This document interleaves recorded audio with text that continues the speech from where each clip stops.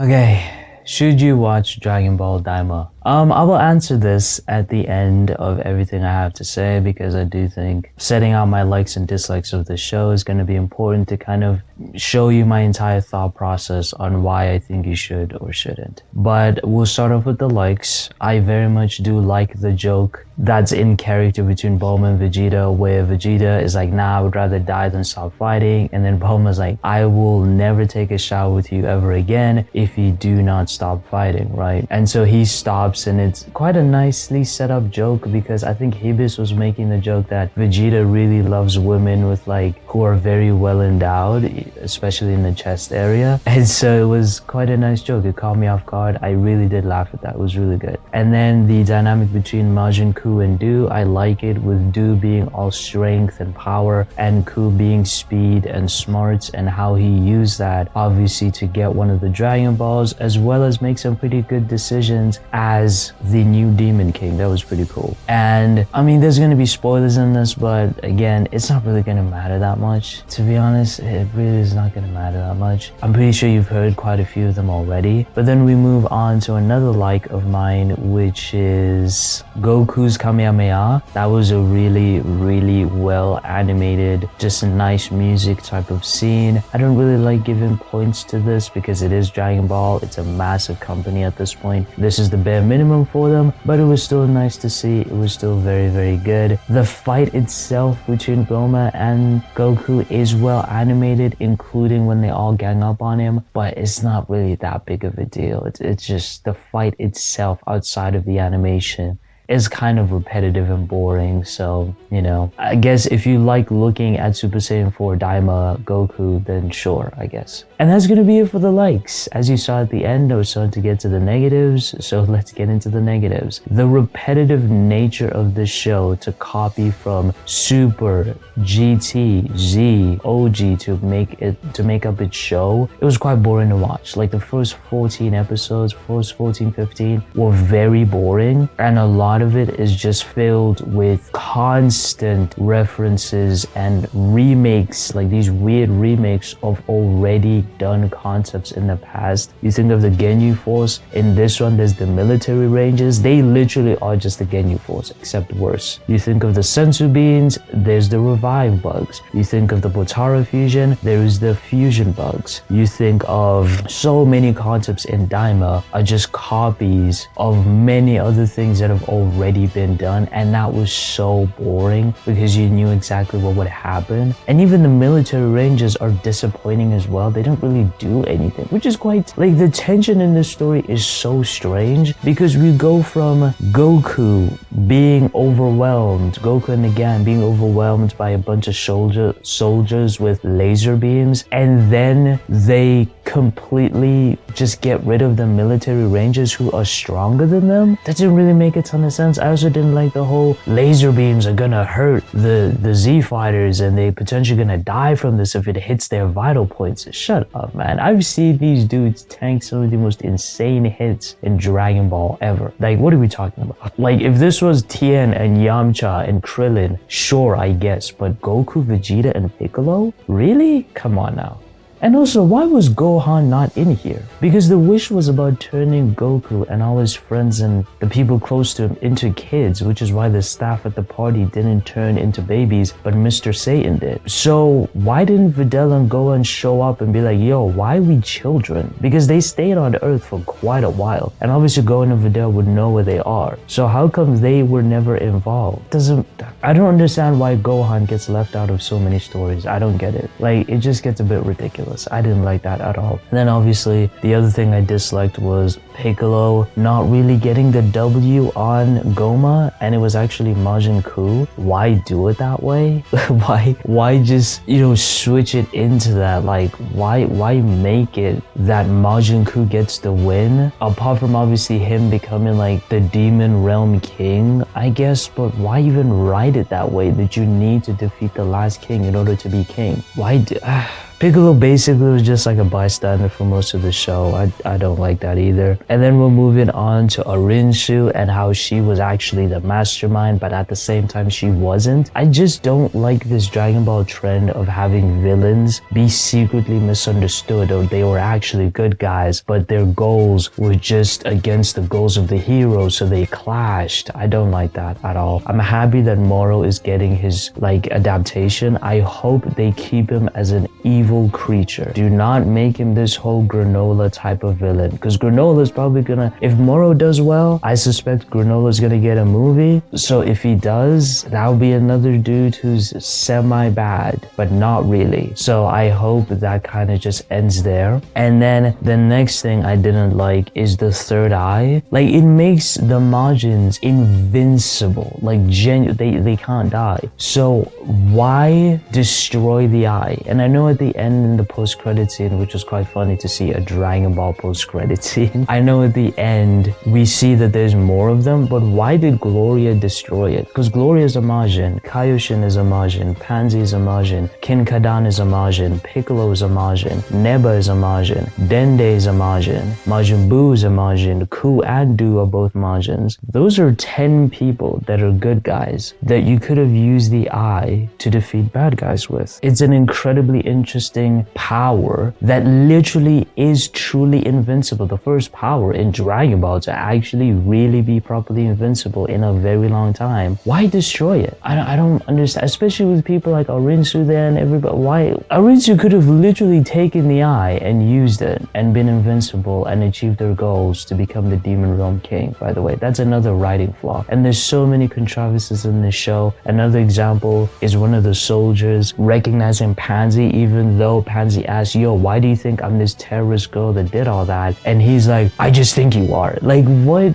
There's so many moments of laziness in this show, so many moments where they forget what they've established in the show itself with the revive bugs and everything.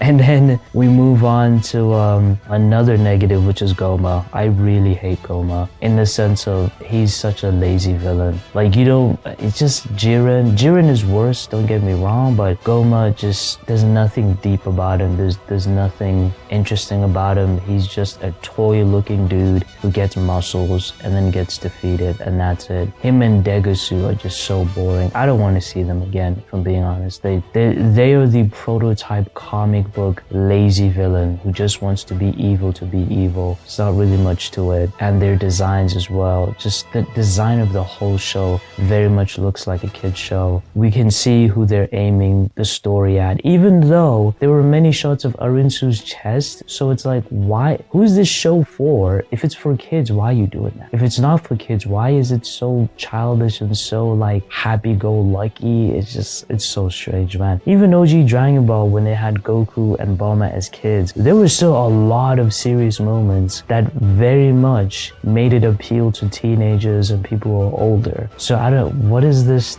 show, right? Like the whole Hebus arc of him getting the third eye without him knowing that he got the third eye, and then we get a random narration that shouldn't be there because we already know the story. Like, oh my days, Dragon Ball Daima, man. And then we move on to the design of Super Saiyan 3 Vegeta. I understand Vegeta's hair stands up like that. I get it. It just looks ugly. It just looks ugly, man. It just looks so weird. It looks like a fan fiction design of Super Saiyan 3 for Vegeta. Like, if you want a really good Vegeta Super Saiyan 3, there was one in the game. Burst, is it Burst Limit? No, it's not Burst. I forgot, it's a Dragon Ball game now. What is it called? Where like the cell shading makes them look a little bit like toys. I forgot. In that game, there's also Super Saiyan 3 Broly, who looks amazing, by the way. And I'm pretty sure the superhero, like that whole short series of Dragon Ball, where it's literally just fan fiction, to be fair, I probably would cover it later.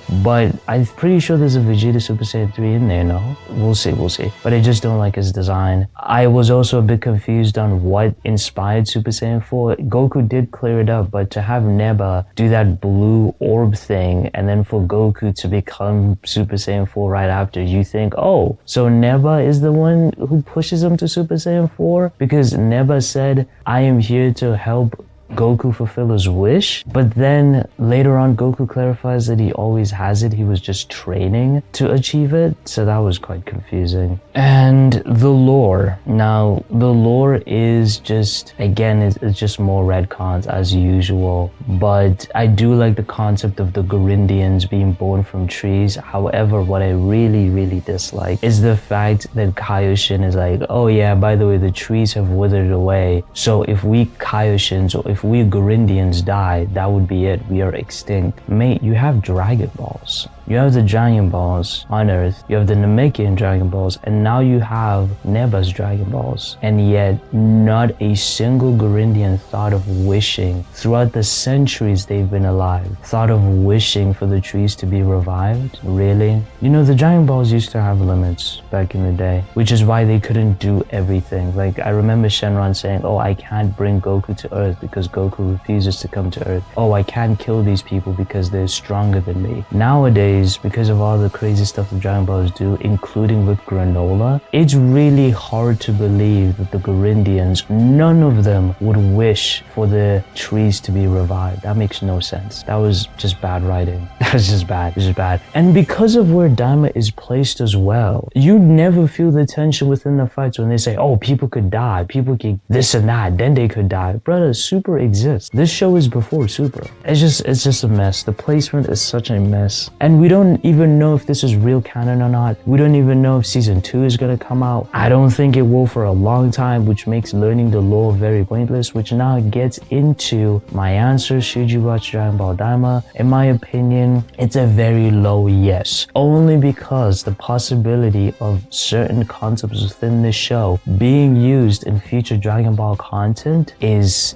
there. It's there. They could easily use the third eye on Majin Buu or any of the people I named to defeat a future villain. They could, and because Super has changed a lot, like the anime from the manga, they could change the Moro arc and potentially include these elements with Moro. Potentially. I don't think they will, but it's potential. And also the fact that Vegeta has Super Saiyan 3 and Goku has Super Saiyan 4 Daima, which is just a worse design from OG GT Super Saiyan 4, you could easily see them using this form because they designed it, and they would be less like IP issues, right? I think that has to be but then Superhero exists and Super Saiyan 4 is in there and he looks magnificent. I don't get it. But anyways, Daima is a soft yes because the lore and some of the elements could be used in the future, but I will warn you, it's very slow and it just pads out the time with nonsense, and it's so annoying to watch at times, and you will get pissed off at certain things. But I guess if you want to be caught up with Dragon Ball lore, it's a soft yes. If you don't care because you know there's going to be retcons, you know there's a possibility season 2 won't happen, you have a feeling that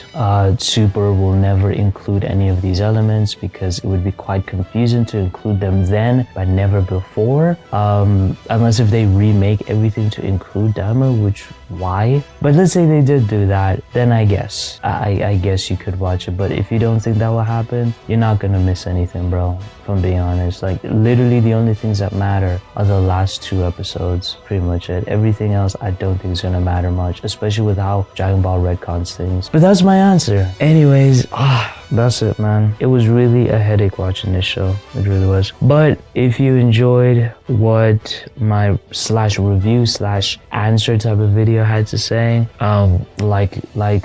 like the video and subscribe for future anime. I will continue my recommendations. I will continue to talk about other anime as well. Don't worry, I will. But right now I just wanted to cover all of Dragon Ball and then potentially others. I already have an idea on what I could do next. I'm working on an isekai recommendations list as well. So yeah, catch you guys later.